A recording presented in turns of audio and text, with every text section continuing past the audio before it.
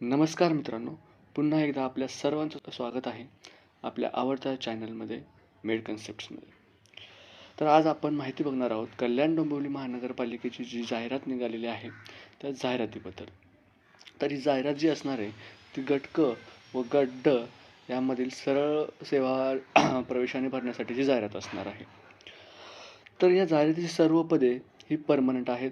एकूण 490 पदं आहेत आणि जी अर्ज करण्याचा कालावधी आहे तो 10 जून 2025 पासून 3 जुलै 2025 पर्यंत आहे आणि सगळे अर्ज हे ऑनलाईन असणार आहेत. www.kdmc.gov.in या संकेतस्थळावर हे सगळे अर्ज उपलब्ध असणार आहेत. त्यानंतर आपण बघूया की कोणकोणत्या पदांसाठीची जाहिरात आहे. सर्वप्रथम फिजिओथेरपिस्ट या पदाची 2 रिक्त जागा आहेत. औषध निर्माता म्हणजेच फार्मासिस्ट यांच्या 14 जागा रिक्त आहेत. कुष्ठरोग तंत्रज्ञ म्हणजेच लेप्रसी टेक्निशियन यांच्या 2 जागा आहेत. स्टाफ नर्सच्या 78 जागा रिक्त आहेत. त्यानंतर क्षकिरण तंत्रज्ञ म्हणजेच एक्सरे टेक्निशियन यांच्या 6 जागा आहेत. Health visitor and leprosy technician यांची 1 जागा रिक्त आहे. मानसोपचार समुपदेशक म्हणजे सायकॅट्रिक काउन्सिलर यांच्या 2 जागा रिक्त आहेत. त्यानंतर प्रयोगशाळा तंत्रज्ञ यांची 1 जागा रिक्त आहे. लेखापाल किंवा वरिष्ठ लेखापरीक्षक या 6 जागा रिक्त आहेत. त्यानंतर कनिष्ठ अभियंता 58 जागा आहेत स्थापत्य क्षेत्रामध्ये. कनिष्ठ अभियंता 12 जागा आहेत विद्युत क्षेत्रामध्ये. कनिष्ठ अभियंता 8 जागा आहेत यांत्रिकी क्षेत्रामध्ये. त्यानंतर यंत्रचालक ड्रायव्हर कम ऑपरेटर यांच्या 12 जागा रिक्त आहेत. अग्निशामक दलाच्या 138 जागा रिक्त आहेत. कनिष्ठ विद्या अधिकारी यांच्या 2 जागा रिक्त आहेत. क्रीडा प्रयोगशाळाची 1 जागा रिक्त आहे. उद्यान अधीक्षकांच्या 2 जागा रिक्त आहेत. उद्यान निरीक्षक यांच्या 11 जागा रिक्त आहेत आणि लिपिक टंकलेखक यांच्या 116 जागा रिक्त आहेत. त्यानंतर लेखालिपिक यांच्या 16 जागा रिक्त आहेत आणि आया म्हणजेच फिमेल अटेंडंट यांच्या 2 जागा रिक्त आहेत. त्यानंतर आपण बघूया की ऑनलाईन पद्धतीने अर्ज सुरू करण्याचा दिनांक जो आहे तो 10 जून आहे. त्यानंतर ऑनलाईन पद्धतीने अर्ज सादर करण्याची अंतिम तारीख जी आहे 3 जुलै 2025 असणार आहे. त्यानंतर ऑनलाईन पद्धतीने परीक्षा शुल्क भरण्याची अंतिम तारीख पण 3/7/2025 असणार आहे. हॉल तिकीट तुम्हाला 7 दिवस अगोदर येणार आहे एक्झामचं आणि एक्झामची जी डेट आहे ती तुम्हाला संकेतस्थळावर त्याच्यानंतर कळवली जाईल. त्यानंतर तुम्हाला हेल्पलाईन नंबर दिलेला आहे व कार्यालयीन पत्तासुद्धा दिलेला आहे. तुम्ही तिथे जाऊन चौकशी करू शकता. परीक्षेचा दिनांक, वेळ व केंद्र प्रवेशपत्रामध्ये नमूद केले जाईल. संभाव्य बदलाबदल वेळोवेळी कल्याण डोंबिवली महानगरपालिकेच्या www.kdmc.gov.in या संकेतस्थळावर माहिती प्रसारित केली जाईल. तुम्हाला वेळोवेळी या संकेतस्थळाला भेट द्यायची आहे. तर आपण बघूया आता की पदांची जी आहेत त्याला काय काय वेतन श्रेणी आहे आणि काय अट आहे. आता सर्वप्रथम फिजिओथेरपिस्ट या पदासाठी S14 मध्ये हे पद असणार आहे. 38,600 तुमचं बेसिक स्टार्टिंग असणार आहे, जे की तुमचं 1,22,800 पर्यंत तुमचं बेसिक जाणार आहे. म्हणजे तुमची ही 38,600 तुमची बेसिक सॅलरी असणार आहे आणि म्हणजेच तुमची सॅलरी जी आहे ती 62,000च्या जवळपास जाणार पूर्ण. त्यानंतर या पदासाठी पात्रता काय काय असणार आहे. मान्यताप्राप्त पदाची MPTH म्हणजे फिजिओथेरपिस्टची तुमच्याकडे मास्टर्स ही पदवी असली पाहिजे. त्यानंतर तुमच्याकडे 2 वर्षाचा अनुभव पण असलेला पाहिजे. त्यानंतर फार्मासिस्ट या पदासाठी S14 मध्येच इन्क्लूड केलं आहे हे पण पद. 38,600 तुमची स्टार्टिंगची बेसिक सॅलरी असेल, जे की तुमची टोटल सॅलरी त्याच्यामध्ये HRA DA मिळून जवळपास 65,000च्या जवळपास जाणार आहे. त्यानंतर तुमची क्वालिफिकेशन काय काय लागणार आहे फार्मासिस्ट पदासाठी. तर तुमच्याकडे B.Pharm पदासाठी पदवी असणं गरजेचं आहे. यांनी B.Pharm ही पदवीचीच फक्त मागणी केलेली आहे. जे डिप्लोमा आहे D.Pharm वगैरे त्यांचे याच्यामध्ये कुठेही त्यांनी उल्लेख दिलेला नाही आहे. त्यांना फक्त B.Pharmचे विद्यार्थी हवे आहेत. त्यानंतर त्यांच्याकडे फार्मसी काउन्सिल यांचे नोंदणी प्रमाणपत्र आवश्यक आहे आणि संबंधित कामाचा त्यांना 2 वर्षाचा अनुभव असला पाहिजे. कुष्ठरोग तंत्रज्ञ त्यांची वेतन श्रेणीसुद्धा S14 मध्ये आहे. त्यानंतर त्यांची पात्रता 12वी उत्तीर्ण आणि 2 वर्षाचा पॅरामेडिकल लेप्रसी टेक्निशियन अभ्यासक्रम हा उत्तीर्ण असायला हवा आणि त्यांचा 2 वर्षाचा त्यांना शासकीय, निमशासकीय, स्थानिक स्वराज्य संस्था किंवा खाजगी रुग्णालयामधील पण चालेल, पण 2 वर्षाचा किमान त्यांना अनुभव असायला आवश्यक आहे. त्यानंतर आहे staff nurse. Staff nurse S13 मध्ये इन्क्लुडेड आहे. सॅलरी बेसिक 35,400 असणार आहे. तुमची सॅलरी बेसिक 35,400 असल्यामुळे बाकीचे तुमचे भत्ते वगैरे मिळून तुमची सॅलरी 55,000 ते 57,000 पर्यंत तुम्हाला मिळेल. त्यासाठी पात्रता जी आहे BSc नर्सिंग असावी किंवा GNM असावं आणि त्याच्यानंतर तुमचा 2 वर्ष तुम्हाला कामाचा अनुभव असणं आवश्यक आहे. तो खाजगी दवाखान्यात असू द्या किंवा शासकीय किंवा निमशासकीय दवाखान्यात असू द्या चालेल आणि तुमच्याकडे महाराष्ट्र नर्सिंग काउन्सिलची नोंदणी असणं आवश्यक आहे. नंतर बघूया आपण एक्सरे टेक्निशियन. वेतन श्रेणी असणार आहे S13.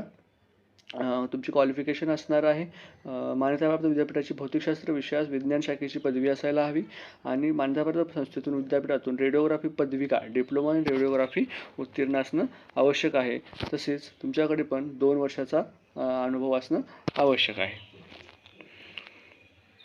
Health visitor and leprosy technician ह्या पदासाठी S8 मध्ये आहे. 25,500 तुमचं बेसिक असणार आहे. त्यासाठी पात्रता जी आहे तुमची 10वी उत्तीर्ण असणं आवश्यक आहे आणि त्याच्यानंतर मान्यताप्राप्त संस्थेचा कुष्ठरोग तंत्रज्ञ पाठ्यक्रम पूर्ण असणं आवश्यक आहे. या पदासाठी त्यांनी अनुभवाची आवश्यकता आहे असं सांगितलेलं नाही आहे. त्यामुळे जर तुम्ही फ्रेशर जरी असणार तरी पण या पदासाठी तुम्ही अप्लाय करू शकता. मानसोपचार समुपदेशक त्याची अर्हता जी असणार आहे ती MA इन क्लिनिकल सायकॉलॉजी किंवा MA काउन्सिलिंग सायकॉलॉजी या पदाची तुमची मास्टर्स डिग्री असली पाहिजे आणि तुम्हाला 2 वर्ष कामाचा अनुभव असला पाहिजे. प्रयोगशाळा तंत्रज्ञ तुमची वेतन श्रेणी S13 असणार आहे. मान्यताप्राप्त विद्यापीठाची भौतिकशास्त्र, रसायनशास्त्र, जीवशास्त्र, वनस्पतीशास्त्र, प्राणीशास्त्र, सूक्ष्मजीवशास्त्र या विषयाचं विज्ञान पदवी तुमची असणं आवश्यक आहे. त्यानंतर तुमच्याकडे DMLT सर्टिफिकेट असणं आवश्यक आहे आणि 2 वर्ष कामाचा अनुभव असणं पण आवश्यक आहे. त्यानंतर लेखापाल किंवा वरिष्ठ लेखापाल यासाठी तुम्हाला वेतन श्रेणी जी आहे ती S14 असणार आहे आणि तुमची क्वालिफिकेशन जी आहे ती तुमच्याकडे वाणिज्य शाखेची पदवी म्हणजेच कुठल्याही कॉमर्स शाखेची तुमच्याकडे पदवी असायला हवी. त्याच्यानंतर लेखा किंवा लेखापरीक्षण विषयाचा कामकाजा किमान 3 वर्षाचा अनुभव तुम्हाला आवश्यक आहे आणि निवड झालेल्या उमेदवारास 2 वर्षात विभागीय परीक्षा उत्तीर्ण आवश्यक आहे. म्हणजे तुमचा 3 वर्षाचा अनुभव पण तुम्हाला आवश्यक आहे आणि जेव्हा तुमचं सिलेक्शन होईल त्याच्यानंतर तुम्हाला 2 वर्षामध्ये एक विभागीय परीक्षा घेण्यात येईल आणि त्या परीक्षेमध्ये त्यामध्ये सुद्धा तुम्हाला उत्तीर्ण होणं आवश्यक असेल. त्यानंतर कनिष्ठ अभियंता पदासाठी तुमची वेतन श्रेणी S14 असणार आहे आणि तुमची क्वालिफिकेशन जी आहे ती तुमच्याकडे सिव्हिल इंजिनिअरिंगची डिग्री असणं आवश्यक आहे. ह्या पदासाठी पण त्यांनी अनुभव मागितलेला नाही आहे, त्यामुळे ह्या पदासाठी पण फ्रेशर्स अप्लाय करू शकतात. त्यानंतर कनिष्ठ अभियंता याच्यासाठी पण S14 आहे आणि इलेक्ट्रिकल इंजिनिअरिंगची तुमच्याकडे पदवी आवश्यक आहे. कामाच्या अनुभवाची गरज नाही आहे, त्यामुळे फ्रेशर्स अप्लाय करू शकतात.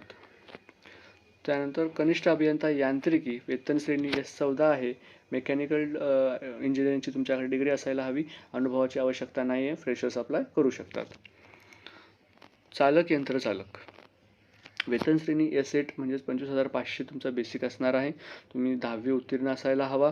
त्यानंतर अग्निशमन प्रशिक्षण तुमचा 6 महिन्याचा पाठ्यक्रम पूर्ण असायला हवा. तुमच्याकडे ड्रायव्हिंग लायसन्स असायला हवं जड वाहन चालवण्याचं. त्यानंतर जड वाहक म्हणून तुम्ही कमीत कमी 3 वर्ष काम केल्याचा अनुभव असणं आवश्यक आहे आणि वय 30पेक्षा अधिक चालणार नाही. त्यानंतर तुम्हाला या पदामध्ये शारीरिक पात्रता जी आहे उंची तुमची 165 सेंटीमीटर पुरुषांसाठी आणि 157 सेंटीमीटर महिलांसाठी उंची आवश्यक आहे. छाती साधारणपणे 21 सेंटीमीटर फुगवून 21 सेंटीमीटर असणं आवश्यक आहे. त्यानंतर फुगवून 5 सेंटीमीटरपेक्षा जास्त आहे. महिलांसाठी छातीची जी अट आहे ती लागू नाही आहे.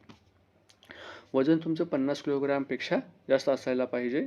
ॲटलिस्ट तुमचं 50 किलोग्रॅम वजन असायला पाहिजे आणि महिलांचं ॲटलिस्ट 46 किलोग्रॅम वजन असायला पाहिजे. दृष्टी तुमची चांगली असायला पाहिजे. विना चष्म्याची तुमची दृष्टी 6/6 असायला पाहिजे. त्यानंतर तुम्हाला इश्केरा चार्टनुसार रंगदृष्टी चांगली असायला पाहिजे. म्हणजे तुमचा कलर ब्लाइंडनेस तिथे चेक केला जाईल. कलर ब्लाइंडनेस जर तुमची असेल तर तुम्ही या पदासाठी पात्र नसणार. अग्निशामक म्हणजे फायरमॅन पदासाठी तुमची वेतन श्रेणी S6 असणार आहे, 19,900 रुपये. आणि तुमचे क्वालिफिकेशन जे असणार आहे ती सर्वप्रथम तुम्ही 10वी उत्तीर्ण पाहिजे. 6 महिने कालावधीचं अग्निशामक प्रशिक्षण तुम्ही पूर्ण केलेलं असलं पाहिजे. वयोमर्यादा तुमची 30पेक्षा अधिक असू नये. आणि जर माजी सैनिकांसाठी राखीव नियुक्तीसाठी उमेदवाराकडे उपलब्ध असलेल्या 12 दिवस ते 30 दिवसाच्या प्रशिक्षण प्रमाणपत्राच्या आधारे त्यांना नियुक्तीकामी पात्र ठरवण्यात येईल. मात्र त्यानंतर त्यांनी राज्य अग्निशमन प्रशिक्षण केंद्रात 6 महिन्याचे प्रशिक्षण समाधानकारक पूर्ण केल्यानंतरच त्यांना नियुक्ती देण्यात येईल. फक्त ही माजी सैनिकांसाठीची अट आहे. बाकी सर्वांना 6 महिने कालावधीचं अग्निशमन प्रशिक्षण पाठ्यक्रम पूर्ण असणं आवश्यक आहे. शारीरिक पात्रता उंची 165 सेंटीमीटर पुरुषांसाठी, महिलांसाठी 157 सेंटीमीटर, पुरुषांसाठी छाती 81 सेंटीमीटर न फुगवता आणि फुगवून त्यांना 5 सेंटीमीटर जास्त. महिलांसाठी छातीची अट लागू नाही आहे. वजन ॲटलिस्ट 50 ग्रॅम पाहिजे पुरुषांसाठी आणि महिलांसाठी ॲटलिस्ट 46 किलोग्रॅम पाहिजे. दृष्टी तुमची चांगली पाहिजे आणि त्यानंतर इश्केरा चार्ट तुम्हाला वाचता आला पाहिजे, म्हणजेच कलर ब्लाइंडनेस नसायला पाहिजे. त्यानंतर कनिष्ठ विधी अधिकारी या पदासाठी वेतन श्रेणी S14 असणार आहे आणि क्वालिफिकेशन तुमच्याकडे विधी शाखेची पदवी म्हणजेच LLB असायला हवी. लॉ पदवी तुमच्याकडे असायला हवी. उच्च न्यायालय किंवा त्यांच्या आधिपत्याखाली इतर न्यायालयांमध्ये तुम्ही किमान 3 वर्षे अधिवक्ता किंवा वकील म्हणून तुम्ही काम केलेलं असायला हवं. नंतर क्रीडा पर्यवेक्षक या पदासाठी तुमची वेतन श्रेणी S14 असणार आहे आणि तुमची क्वालिफिकेशन जे असणार आहे कोणत्याही शाखेतील तुम्हाला पदवी पाहिजे. BPED ही पदवी तुम्ही उत्तीर्ण केलेली असावी. स्पोर्ट्स अथॉरिटी ऑफ इंडियाकडील तुमच्याकडे पदविका म्हणजे डिप्लोमा असणं आवश्यक आहे आणि क्रीडा क्षेत्रामधील संबंधित कामाचा तुमच्याकडे 3 वर्षाचा अनुभव आवश्यक आहे. या पदासाठी सुद्धा फ्रेशर्स अप्लाय करू शकतात कारण इथे अनुभव त्यांनी मागितलेला नाही आहे.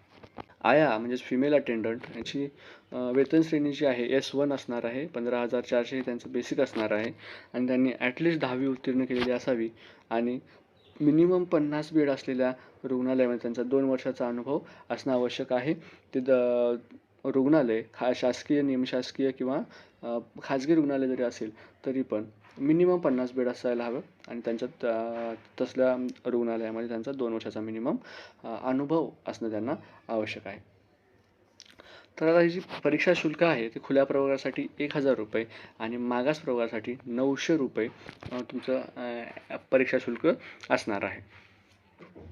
तर मित्रांनो, आपण या व्हिडिओमध्ये ह्या पदांसाठीची पात्रता आणि वेतन श्रेणी आणि सर्व पदांसाठी जी डिटेल इन्फॉर्मेशन आहे हे आपण बघितलेली आहे.